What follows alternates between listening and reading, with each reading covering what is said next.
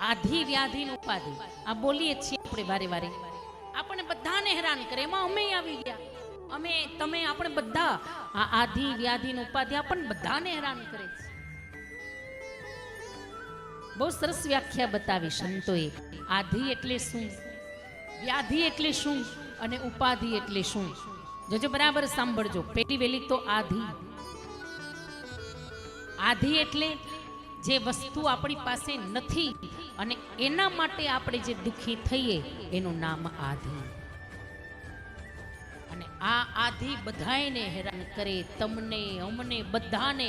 જે વસ્તુ નથી એના માટે આપણે ભાગદોડ કરીએ, એના માટે હેરાન થઈએ, એનું નામ આધિ.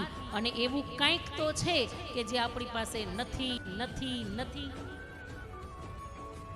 ઝૂંપડીવાળાને એમ થાય કે બંગલો નથી, બંગલાવાળાને એમ થાય કે સરસ મજાની ગાડી નથી. બીજી આવી વ્યાધિ. વ્યાધિ એટલે શરીરના રોગ. કોઈ માણસ એવો નથી કે જેને શરીરમાં કંઈક ને કંઈક રોગ લાગુ ન પડ્યા હોય.